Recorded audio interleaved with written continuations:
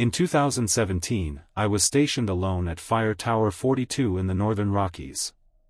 I was 28 years old, 3 years into my role with the Forest Service, and this was my first long-term solo assignment. The tower stood about 20 miles from the nearest ranger facility. The closest town was over an hour away by truck, depending on road conditions. My responsibilities included fire surveillance, weather observation, trail condition reporting, and logging any unusual activity. Communication was limited to a shortwave radio connected to the regional ranger network. Signal strength varied, but transmissions typically remained clear within a certain range. Outside that, static was common. Nights in the tower were usually uneventful. Wildlife movement was occasionally audible in the distance, but nothing alarming. I maintained routine logs and followed scheduled radio check-ins without issue. But on a night in late July, around 2:30 a.m., something strange happened. The radio activated with an incoming transmission. A male voice came through, unsteady and distant. It stated, "This is Ranger Daniels requesting immediate assistance. Coordinates 47.15014.624. Please respond." I didn't recognize the name, but I repeated the coordinates mentally. They corresponded with Zone C, a restricted area marked unsafe after a massive landslide back in 2009. Since then, the trails leading there had been officially decommissioned. I responded using my assigned call sign and asked for a repeat. The area had been untouched for a long time. I returned to the tower just after 10 p.m., logged the day's events in the station journal, and checked the transmission log again. But there was nothing. The system had no record of any incoming transmission at 2:30 a.m. My own message to dispatch that morning was listed, but nothing else. There was no evidence the voice I heard had ever come through. After that night, I continued my duties at Fire Tower 42. Dispatch provided no further information. No follow-up. No confirmation. Later, I began digging through old ranger records myself. And I found something. A ranger named Daniels was briefly mentioned in an archived report. The note stated he had gone missing near Zone C during the 2009 landslide. Search teams had spent weeks looking for him, but nothing was ever found. Eventually, the search was called off. I considered reporting the incident again, but no reply had followed the transmission that night, only static. Still, I contacted Central Dispatch during the standard 6 a.m. check-in. The dispatcher asked me to repeat the coordinates. Then there was a pause. After a moment of silence, she confirmed the area had been unmonitored and inactive for years. She also told me there was no record of a ranger named Daniels ever being assigned to that region. Later that morning, I decided to investigate the coordinates myself. I logged my destination and packed gear for a single-day hike. Before I left, I transcribed the full radio message into my notebook. Then, at around 9 a.m., I began the hike. The weather was clear, and I followed the topographic map carefully. But much of the original trail was overgrown. Vegetation had reclaimed most of the path. Some trees had fallen, and there were signs of past erosion along the slope. I reached the marked coordinates at approximately 3:45 p.m. The ground was uneven, scattered with loose rocks and tree roots, but it matched the edge of the 2009 landslide zone. Part of the hillside had collapsed back then, closing off this section of the park. The damage had never been fully cleared. At the edge of the clearing, I noticed something buried beneath leaves and debris. I grabbed a stick and cleared it away. It was a metal supply box, rusted along the corners. Inside were old ranger items, a first aid kit, a cracked compass, and a damaged handheld radio. Its casing was marked CH42 in faded black ink. That was the code for Fire Tower 42. My tower. The radio had no power, and the battery compartment was completely rusted. A field map inside the box had a single location circled in red marker. The circle matched the exact spot where I now stood. I placed the items back inside the box and covered it again. There were no tents. No food. No personal belongings. And no human tracks besides my own.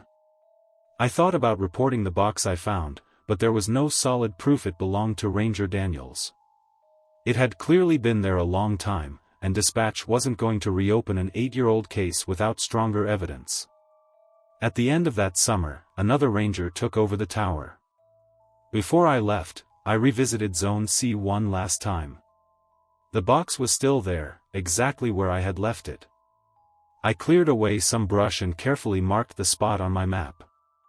Years later, the Forest Service installed a small memorial near the landslide zone, dedicated to rangers lost while on duty. And Daniel's name was included there. In July 2021, I was assigned to Cascade Ridge, a stretch of forest land in northern Oregon that sees a mix of day hikers and backpackers. I'd been a forest ranger for 6 years by then. That summer was unusually dry, and fire risk was high. Most of my days were spent checking permits, monitoring weather stations, and making sure hikers stayed on approved routes. On a Thursday afternoon, around 4:30 p.m., a man walked into the ranger station. He looked to be in his early 30s and introduced himself as Adam Griggs. He told me his hiking partner, Claire, had gone missing. According to him, they had been hiking the Blue Creek Loop, a 6-mile-long trail. At some point, they stopped to rest near a rock ledge. Claire went off to take pictures while he waited.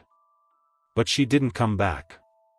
He said he waited nearly an hour, calling her name several times, then hiked back to the trailhead alone, hoping she had returned on her own. I asked if she had any medical conditions, how long they'd been out, and what kind of gear she was carrying. He answered everything calmly. I logged the report and called in a basic alert to the county's search and rescue team. Then I checked the trail register. That's when I noticed the first problem. No one named Claire was signed in for the Blue Creek Loop that day. So I asked Adam again what time they arrived at the trail. He said 10 a.m. and claimed they had parked near the south lot.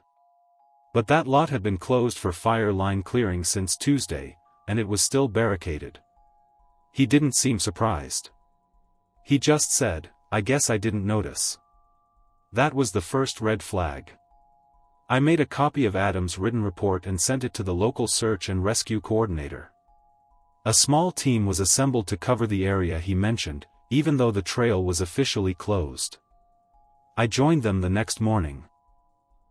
The plan was to search in a wide loop, starting from the point Adam claimed they had stopped to rest and moving outward in a grid pattern.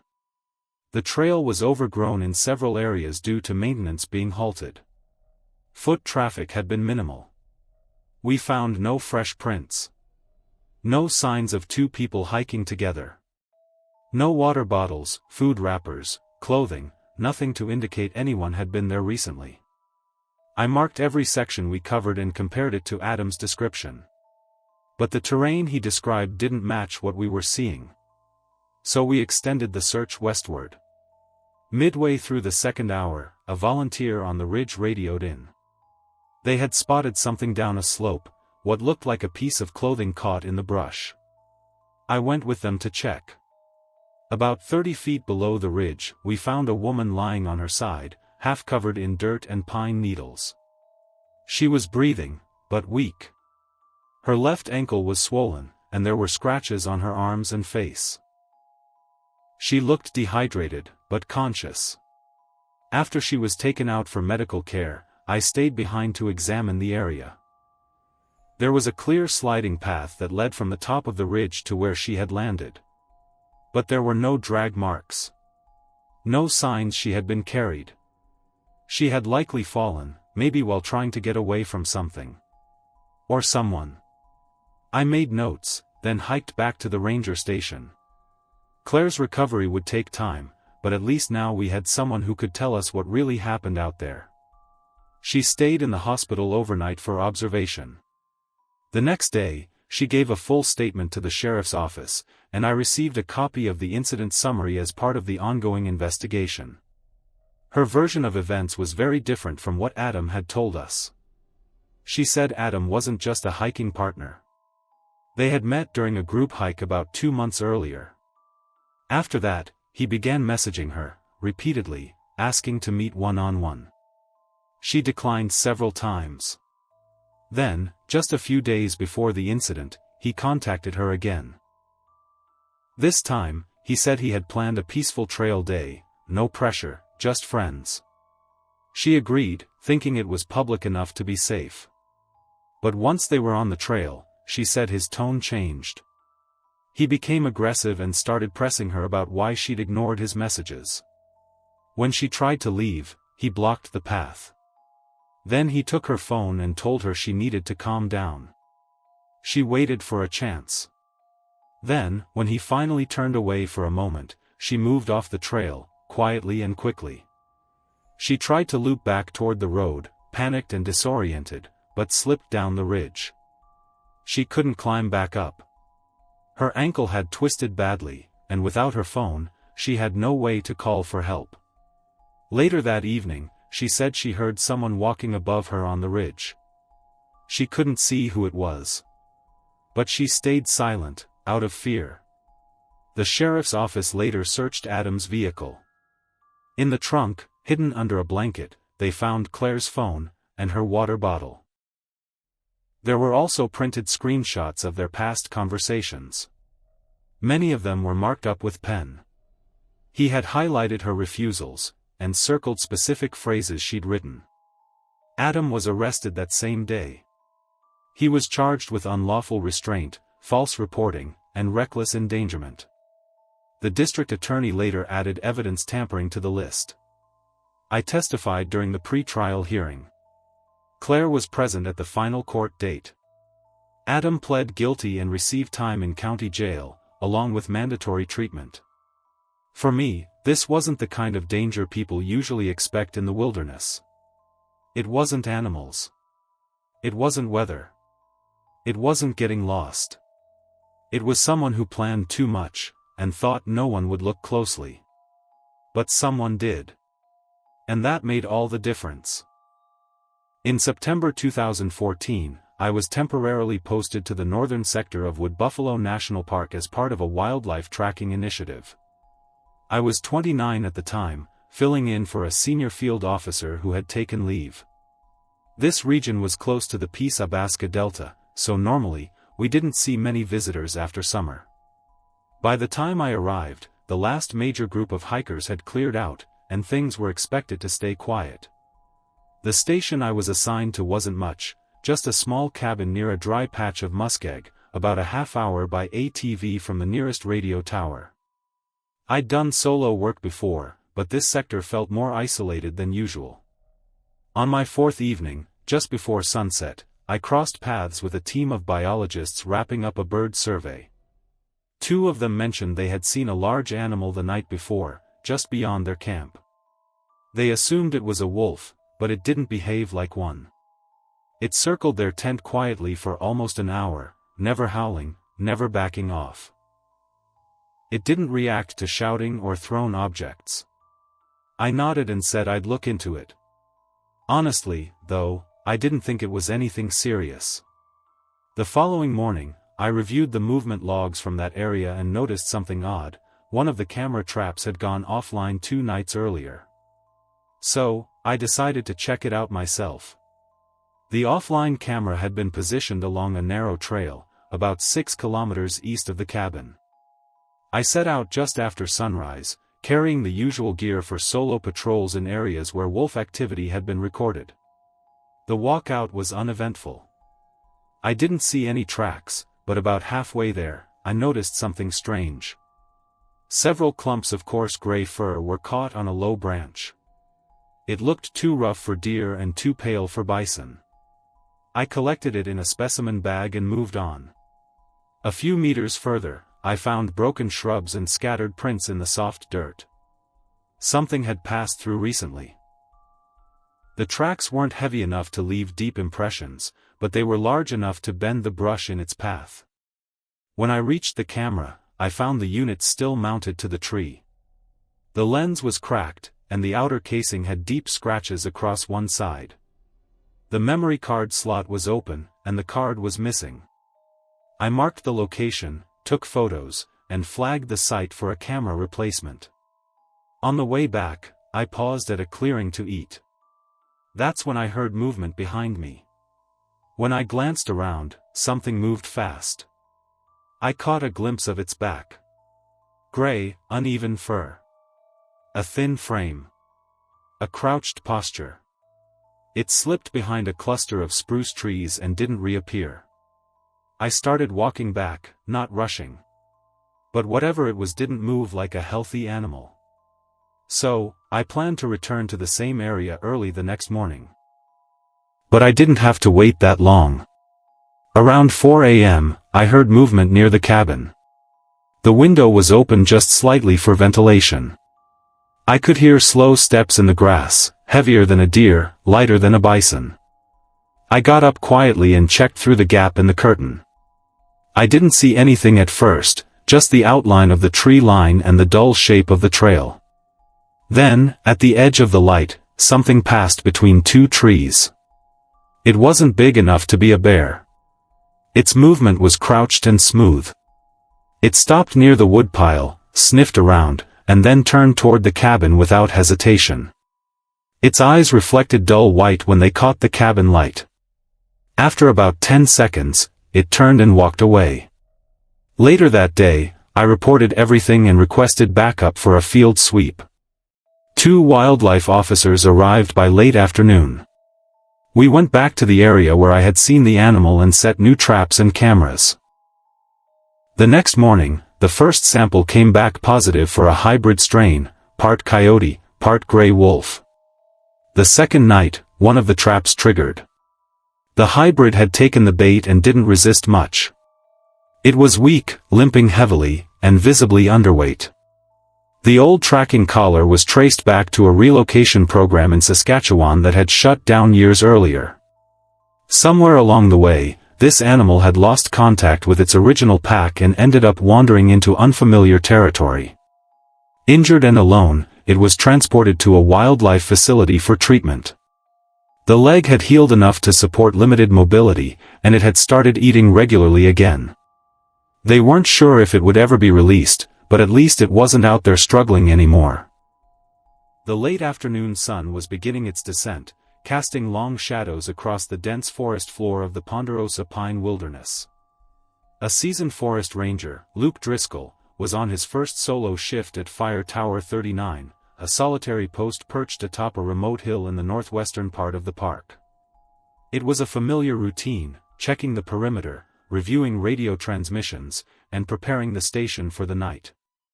But tonight felt different. The forest around him, though beautiful, seemed more watchful. Luke had been a ranger for 6 years, but nothing about this place seemed quite like the others. The thick canopy of pine trees surrounded the tower in every direction, but there was something unsettling about it. The wind that rustled through the branches carried a strange, almost rhythmic quality, like whispers carried on the breeze. He paused on the porch of the tower, his eyes scanning the horizon. It was quiet, too quiet for this time of year. No animals, no birds. Just the trees, bending and creaking as though they had something to say. It had been a rough year for the park. Fires had ravaged parts of the forest during the dry summer, and many of the usual wildlife had been displaced. Luke was glad for the quiet at first, thinking it meant a peaceful season. But now, something was starting to gnaw at him, a feeling he couldn't shake. It was as if the forest itself had taken on a life of its own. He grabbed the radio and called in to dispatch, his voice crackling over the static. "This is Fire Tower 39, just checking in. No issues so far, over." "Roger that, 39. Everything's clear on our end. Just keep an eye on the winds. We're expecting some gusts tonight. Stay safe out there." "Copy that," Luke said, his gaze drifting toward the shadowy treeline again. As the day faded into evening, Luke took his usual walk around the base of the tower. He needed to stretch his legs, to break the monotony of the station's cramped quarters. The air was cooler now, but the lingering warmth of the afternoon sun could still be felt in the ground beneath his boots. The faint smell of pine sap mixed with the damp earth, a familiar scent that usually calmed him. Tonight, though, it didn't have the same effect. The air felt dense, oppressive. Halfway around the tower, Luke stopped. A low hum filled the air, as if the wind were speaking in a language just out of reach. He turned, looking toward the deeper woods. The sound was almost like voices, though distant. He stood there for a long moment, listening, trying to place it. The wind wasn't enough to explain this. It wasn't a trick of his imagination. The forest was alive with sound, but not the kind of sound he was used to. He shook his head and laughed to himself. Probably just the wind, he muttered, though his words felt thin against the oppressive weight of the air. But something about the forest unsettled him, and he couldn't quite explain why. He'd worked in isolated stations before, places that felt eerie in the dead of night, but this was different. The trees here seemed to watch, to wait. As the darkness of night fully settled, the sky deepened into a shade of inky black. Luke climbed the steps to the tower, his flashlight cutting through the dark. The familiar sounds of the forest, crickets, rustling leaves, the occasional owl, began to stir again. But the whispering voices, they were still there, just beneath the surface, faint but persistent. Settling into the tower's chair, Luke tried to push the unease aside. He flicked on the radio, hoping for the comforting crackle of dispatch to ground him. Fire Tower 39, calling in. Everything's good on my end, over. Static buzzed in response. Luke frowned. The signal had been acting up lately, but this was odd. He twisted the dial, trying to get a clearer connection, but the static grew louder, and the whispers returned, now tinged with urgency. His heart rate quickened. Something wasn't right. Fire Tower 39, do you copy? Luke said again, his voice strained.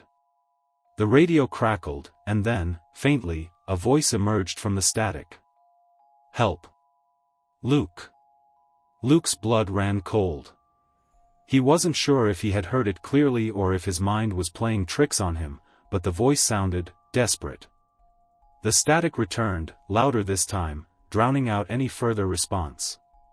His pulse was racing, and his fingers trembled slightly as he held the radio. Who's out there? He asked aloud, though he knew there was no one around for miles. The forest was still, but it felt wrong. He could feel the weight of something invisible pressing down on him, like the trees themselves were leaning in, listening. The night dragged on, and Luke spent hours sitting in the tower, listening to the static and the unsettling whispers that seemed to come from all directions. Every now and then, he would hear his name faintly in the wind, sometimes in a voice he recognized, sometimes not. But he couldn't bring himself to leave the tower. He had been trained to handle emergencies, to stay calm, but tonight, his training didn't seem to matter. Just as Luke thought he might finally drift into sleep, a louder, clearer voice rang through the static. Luke, it's me. It's Jack. The forest, it's changed. We didn't leave. The hairs on the back of Luke's neck stood up. Jack. His old partner from his first ranger assignment. Jack had disappeared on a routine shift 5 years ago. They had searched for weeks.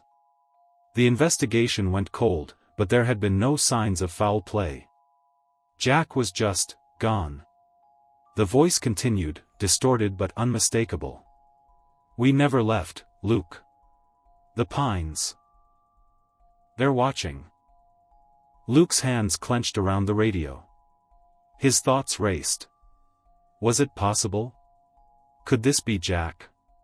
Or was it just his mind breaking under the pressure of isolation? He slammed his fist on the radio, the static returning with a violent crackle. Luke. The voice came again, this time slower, more deliberate. The forest takes. You have to leave. You have to. The transmission cut off abruptly, leaving only the eerie hum of static. Luke was breathing hard, his heart pounding in his chest. He ran a hand over his face and stood up quickly, making his way down the tower steps in a daze. He needed air, needed to clear his mind. But as he stepped out into the dark, the whispers returned, rising from the depths of the woods like a tide, louder and more frantic now. "Luke, you have to listen, they're coming for you." The words were in the wind, in the trees, in the very ground beneath his boots. He turned quickly, but there was nothing in sight. The forest was still. He stumbled backward, feeling his pulse hammering in his throat. He looked around the darkened woods, trying to make sense of it. The whispers, the voice, Jack's voice, if it was really him, made his head spin. He couldn't stay here. Not alone. Not like this. His thoughts were interrupted by a sound, footsteps, soft at first, but growing louder. And then, the unmistakable sound of breathing. Deep, ragged, as though someone, or something, was nearby. He spun toward the source of the sound, but there was no one there. "Hello?" he called out, his voice cracking. But only the wind answered, cold and biting. A flicker of movement caught his eye, a shadow darting between the trees. He took a few shaky steps forward, unsure whether to approach or retreat. "Luke, it's too late." The voice came again, this time close, too close. He spun around, but there was nothing. The shadows moved in on him, the whispers now rising to a deafening crescendo. His heart thudded in his chest as the forest closed in around him, the trees bending and twisting like something alive, something watching him. Luke's breath came in shallow gasps as the whispers reached a fever pitch, and the air around him grew thick with the scent of pine and decay. The ground beneath him seemed to tremble, and he felt himself drawn toward the dark, toward the voices. Something was wrong. Something was waiting. The last thing he heard before everything went black was the whisper of the pines. "Welcome back, Luke." When the rescue team arrived 2 days later, Fire Tower 39 was silent, untouched. No sign of Luke. The radio, still warm to the touch, crackled with static. But there was nothing else. Just the trees. And their whispers. It was spring, just after I finished college. I was 22 years old and female. One weekend, I decided to take a break and ride my bike from Canada to Mexico. I was a little nervous about going alone, but most of the time, I felt safe. About halfway through the trip, I got used to sleeping alone in quiet campsites and parks. Sometimes, I rode with other bike travelers for short parts of the journey, but one experience made me feel scared again. And after that, I stayed on high alert for the rest of the trip. I was about halfway down the Oregon coast, about a mile away from the campground where I planned to stay that night. A bright yellow car, maybe an old Ferrari, had passed me earlier, going the other way. When I reached the campground, I stopped at the information board to check the map and see how much it cost. While I was sitting there, I saw the same yellow car coming down the road. It pulled up and stopped right next to me. An older man, maybe in his late 50s or early 60s, got out of the car and walked over to the board where I was standing. He was friendly and seemed like a normal person, even a little charming. He started asking me about my trip and said he was from the area but had never been to this campground before. At that time, I was still a bit too trusting. I had met lots of friendly people on the trip who talked to me about my bike tour. But as he kept talking, he started standing closer to me, and that's when I began to feel uneasy. He kept reaching out to shake my hand like he was about to say goodbye. But each time, he also grabbed my forearm with his other hand and did this strange laugh mixed with a gasp. The way he did it seemed crazy, and his grip on my arm was really strong. Then he would suddenly start talking about something else. And in between, he did that weird handshake 2 more times. Then I suddenly realized no one could see me from the campground. I had no phone signal, and I was standing very close to him and his open car door. My stomach felt tight. I was about to cry, and my voice was shaking every time I spoke. I raised my voice and said I needed to leave.